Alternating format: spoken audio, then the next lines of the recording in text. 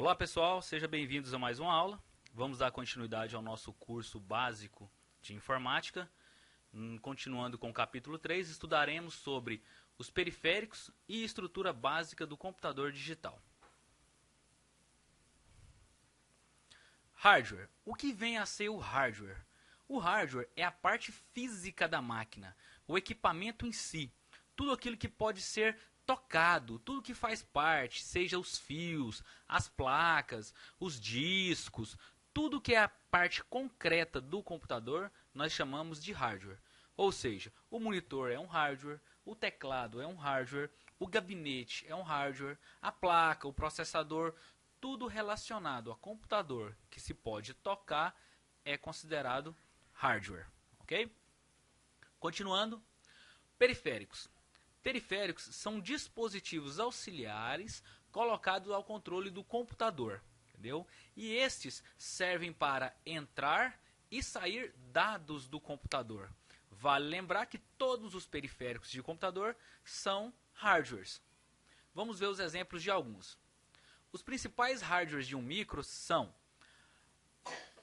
nós temos o teclado, o mouse, as caixinhas de som, o monitor, impressoras, e hoje, com o avanço da tecnologia, surgiram diversos componentes que podem ser conectados ao computador, certo? Fazendo com que os hardwares se popularizassem bastante com a tecnologia Plug and Player. O que é essa tecnologia?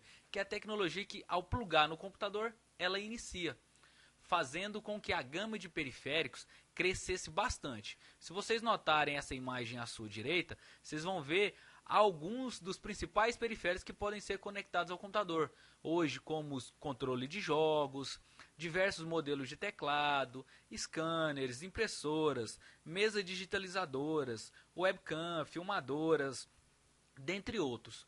Qualquer periférico que é conectado a um computador, ele serve como uma das três funções. Ele serve como entrada, saída ou entrada e saída. Daí dizemos que existem três tipos de periféricos, que são periféricos de entrada, periféricos de saída e periféricos de entrada e saída.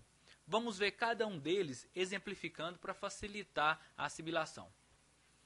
Os periféricos de entrada são dispositivos que funcionam unicamente como unidade de entrada, ou seja, consiste em colocar dados no computador. Vamos ver os exemplos, vai facilitar para a gente. Olha para você ver um exemplo de periféricos de entrada: o teclado, o mouse. Quando você está teclando, você vai estar entrando com informações para o computador. Então o teclado é um periférico de entrada. O mouse, quando você movimenta o mouse, você está entrando com informações para que o processador mova o cursor na tela, tornando o mouse um periférico de entrada. O scanner, quando você digitaliza uma imagem, essa imagem ela sai do dispositivo e entra dentro do computador. Scanner, então, também é um periférico de entrada.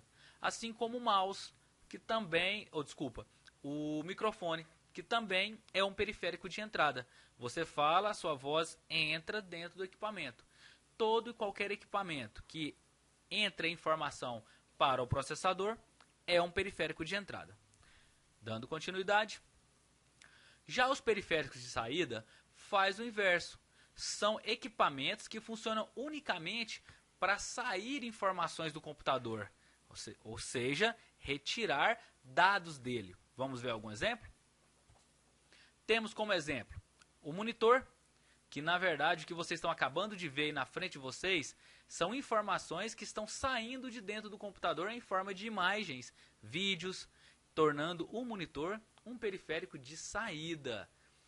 Assim como a impressora.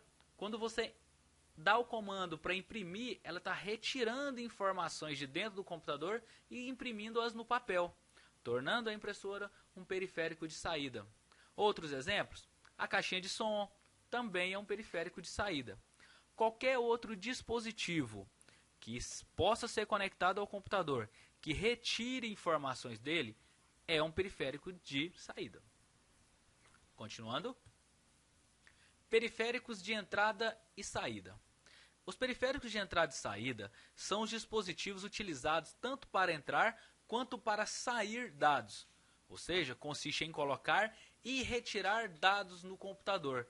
Ele faz as duas operações. Vamos ver exemplo?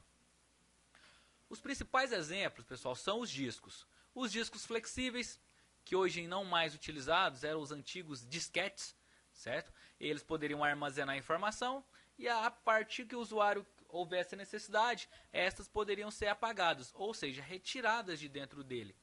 Os discos flexíveis, eles não são mais utilizados devido à sua pouca capacidade de armazenamento.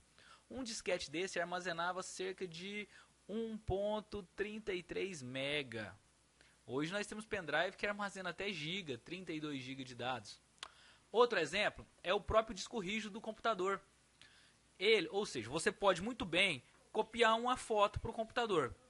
Você vai estar nesse momento inserindo informações dentro do disco rígido. A partir do momento que você não quer mais uma informação que está ali dentro do seu computador, essa pode ser apagada. Você estará retirando informações do disco rígido, tornando ele um periférico de entrada e saída. Da mesma forma ocorre com o pendrive. Você pode inserir informações e retirar a qualquer momento, fazendo com que o pendrive também sejam periféricos de entrada e saída. Ok? Dando continuidade, vamos ver agora o que é um gabinete. O gabinete é o local onde são instalados os principais dispositivos do micro, como processador, placas, discos, memórias e outros. Seu formato pode variar tanto de tamanho quanto de cores. O gabinete, pessoal, ele muitas das vezes ele é conhecido de forma errada como CPU. Muita gente chama como, vamos ver algum exemplo. Muita gente fala que essa caixa que nós temos aqui é a CPU, o que não é a maneira correta. Isso nada mais é do que o gabinete, que é o local onde é armazenado as principais partes de um microcomputador. A CPU nós vamos ver mais na frente que ela trata-se de um microchip, do processador do computador. Ok? Vemos aqui na imagem que temos vários exemplos. Temos esses 4 modelos verticais, né? Temos alguns modelos aqui que já estão incluídos junto ao monitor. O monitor está na frente e o gabinete acoplado a ele. Não tem nas imagens, mas a gente tem aqueles modelos horizontais, que seria como você pegar esse aqui e utilizar ele deitado. Existem muito esse modelo. É muito utilizado por empresas de arquitetura fechada, como a Dell, como a HP. Ok? Pessoal, essa aula é uma aula bem tranquila, entendeu? A gente conclui por aqui. Caso vocês tenham alguma dúvida, basta rever o vídeo novamente, tá bom? Bons estudos, pessoal. Até a próxima.